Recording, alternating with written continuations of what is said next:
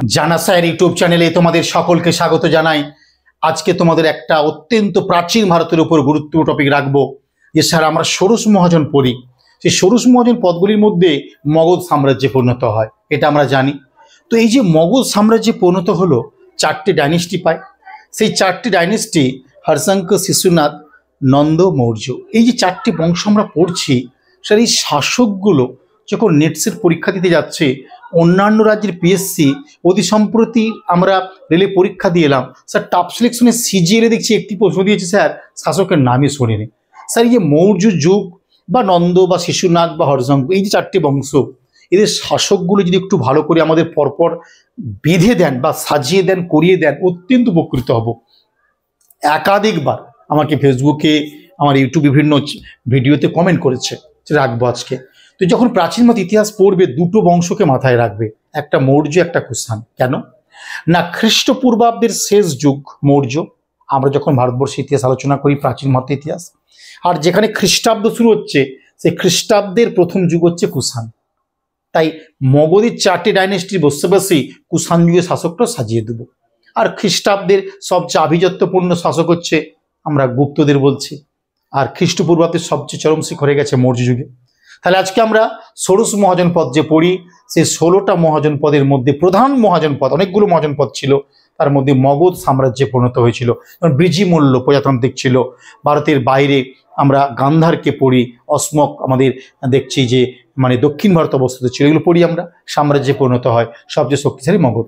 আর সেই মগধের চারটে ডাইনেস্টির নাম বলবো, সেই ডাইনেস্টিগুলোর সময়কাল বলবো, সেই সময়কালে টোটাল শাসকটাকে সুন্দর করে সময়কাল সাজিয়ে দিয়েছি, একেবারে মানে বাচ্চাদের মতো, অত্যন্ত শিশুদের মতো, পুরো মানে খাইয়ে দেওয়ার মতো করে দিয়েছি। একটু পড়ে ফেলবেন, আপনারা যে পরীক্ষায় দিন, সে হর্ষঙ্ক, শিশুনাথ বা নন্দ, মৌর্য, এমনকি কুষাণটা আমি টাচ করেছি, যেহেতু খ্রিস্টাব্দের প্রথম যুগ দেখে নেবো আমরা। তাহলে মগধের চারটে রাজবংশ, তাদের শাসকের তালিকা আজকে তুলে দিলাম, ছোট্ট করে বুঝিয়ে দিয়ে চেষ্টা করলাম।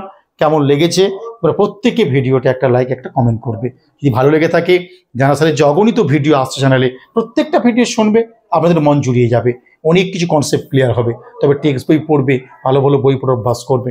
তারপর অসুবিধা হলে জানা স্যার জিন্দাবাদ, জানা স্যার রইলে চলে আসবেন, মানুষ করে দেবো একদম। ওকে, চলো হেডিং করেছি, দেখো মগধের রাজবংশ, তাদের শাসকগণ, একেবারে সিম্পল হেডিং।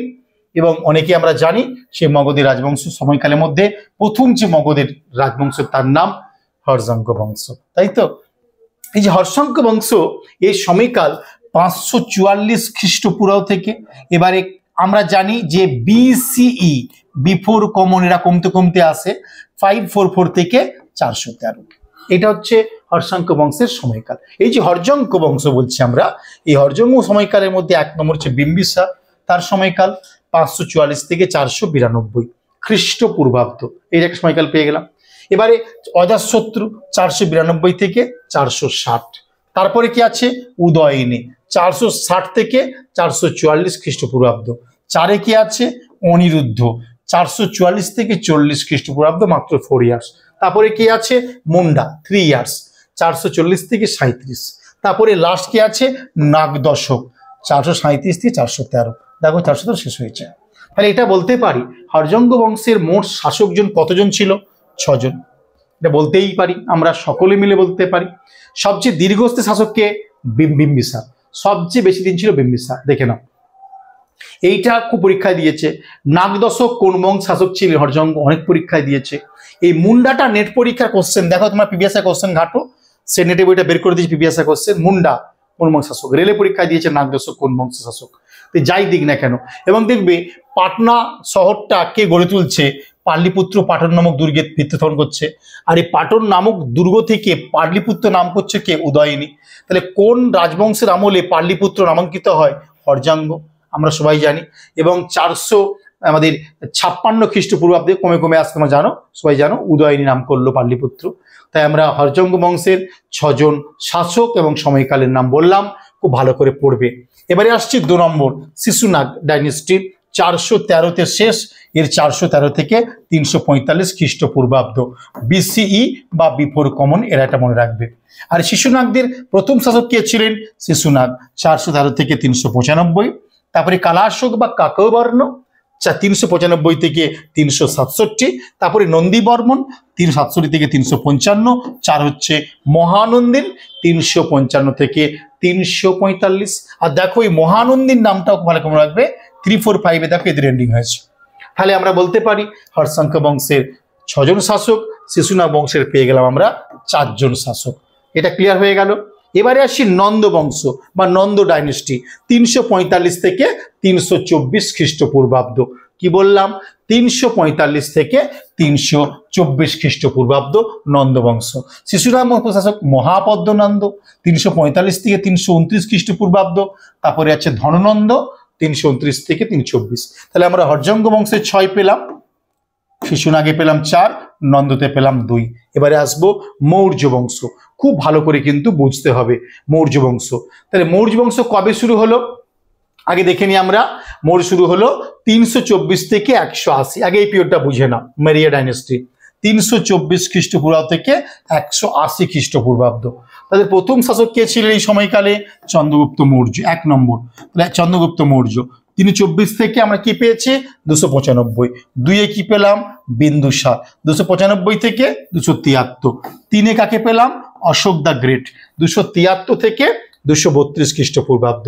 4-এ কাকে পেয়েছি? দশরথ 232 থেকে 224 খ্রিস্টপূর্বাব্দ। তারপরে কাকে পেয়েছি? সম্প্রতি 224 থেকে কাকে পেয়েছি? 215। 224 থেকে 215।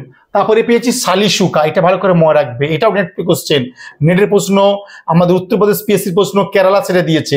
শালিশুকা কোন ডাইন শাসক? অবশ্যই মৌর্য, 215 থেকে 205। তারপরে কি এলো? দেববর্মন, তাকে ভালো করে মনে রাখবে, 205 বা 202 থেকে নিচ্ছে অনেক জায়গায়, এটা অনেক জায়গায় 202ও পাচ্ছি। যদি 205 নাও, এটা 205 তাহলে নেবে, অসুবিধা নেই। 205 থেকে 195। তারপরে শতধনবন 195 থেকে 187। তারপরে কে পাচ্ছি? বৃহদ্রথ 187 থেকে 180। পুরো সিকোয়েন্সে ফেলে দিয়েছি, ভালো করে মনে রাখবে।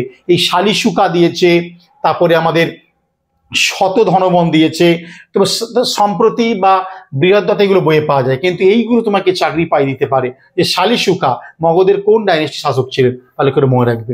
আর খ্রিস্টপূর্বাব্দের 4টে যুগ হলো। এবারে খ্রিস্টাব্দের প্রথম যুগ, এটা মগধের যদিও নয়, কুষাণদের 2টো রাজধানী ছিল, পুরুষপুর পেশোয়া এবং মথুরা। এই কুষাণ ডাইনেস্টির সময়কাল 30 খ্রিস্টাব্দ থেকে 350 খ্রিস্টাব্দ। কুষাণদের সময়কালের প্রথম শাসক হচ্ছে হেরায়ুস 30 থেকে 45। তারপরে অনুসরণ 45 থেকে 50। তারপরে দ্বিতীয় কদফিসেস 50 থেকে 78 খ্রিস্টাব্দ। তারপরে কনিষ্ক 78 থেকে 102। তারপরে ভীমাটাক্ট 102 থেকে 113। তারপরে অনুসরণ 13 থেকে 127 খ্রিস্টাব্দ। তারপরে প্রথম কনিষ্ক, খালি খেয়াল করবি, এই কনিষ্ক আর প্রথম কনিষ্কের মধ্যে দ্বন্দ্বটা বেঁধে যায়। প্রথম কনিষ্ক 127 থেকে 151। তারপরে হুবিস্ক 151 থেকে 190। প্রথম বাসুদেব 190 থেকে 230। তারপর দ্বিতীয় কনিষ্ক 230 থেকে 247। তারপরে বাসিষ্ক 237 থেকে 267। তারপর তৃতীয় কনিষ্ক 270 270। তারপরে দ্বিতীয় বাসুদেব 270 থেকে 300, 270 থেকে 300। তারপরে মাহি 300 থেকে 305। তারপরে শাকা 305 থেকে 335। তারপরে আছে কিপু নাদা 335 থেকে 350। পুরো মিলে গেল এই কিপু নাদা। পুরো কুষাণ ডাইনেস্টি দিয়ে দিলাম। আর এই ডাইনেস্টিগুলোর পুরোপুরি আপগ্রেডেশন তোমরা আমার ইন্ডিয়ান হিস্ট্রি আইএসবিসিএস বা নেটসেটে বইটা স্টাডি করবে, ডিটেলস ওখানে পেয়ে যাবে খুব সুন্দর করে, এবং প্রত্যেকটা শাসকের সুন্দর করে ব্যাখ্যা দিয়ে দিয়েছে, যেগুলো তুমি কোনো বইয়ে পাবে না। যারা ইতিহাসকে নিয়ে বড় হতে চাইছো, অনেক দূর এগোতে চাইছো, গভীরভাবে প্রবেশ করতে চাইছো, শর্টকাট এমসিকিউ নয়, বা 2টো সাধারণ ভিডিও দেখে নিলাম, ইউটিউব দেখে নিলাম, শর্ট পোস্ট দেখে নিলাম, ওরকম করে হবে না। বই পড়ে অভ্যাস করুন। তাই আজকে এই পর্যন্ত রইল। কেমন লাগলো প্রত্যেকে জানাবে। শনি রবি কলেজ স্ট্রিটে ব্যাচ চলছে, অনলাইনে 7 দিনই ক্লাস চলছে, পশ্চিমবঙ্গের সেরা আসতে পারেন। এটা প্র্যাকটিস করুন। পিএসসির জন্য সেরা বই, এসএলএসটি ফুল সার্ভিস মাদ্রাসা সার্ভিসের জন্য বইটা পড়ুন। আর ডাব্লিউবিসিএস এর জন্য 99% ছেলেমেয়ে বইটা পড়ছে, অসংখ্য ফ্যাকাল্টিরা পড়ছে। বইটা নতুন বেরিয়েছে, একদম নিউ, নেটসেটে প্রিভিয়াস কোশ্চেন দিয়ে 22,000 এমসিকিউ এবং 80% কোশ্চেন আমরা মন ছুঁয়ে দিবে। বইটা পড়ুন। আর হিস্ট্রি অপশনালে একমাত্র পশ্চিমবঙ্গের সেরা বই। যদি ভালো লাগছে একটু কমেন্ট করবে। বইগুলো আজই কিনে সংগ্রহ করে পড়াশোনা করুন, নতুনভাবে ইতিহাসটা জানার চেষ্টা করুন। আজকে এই পর্যন্ত রইল, বাই।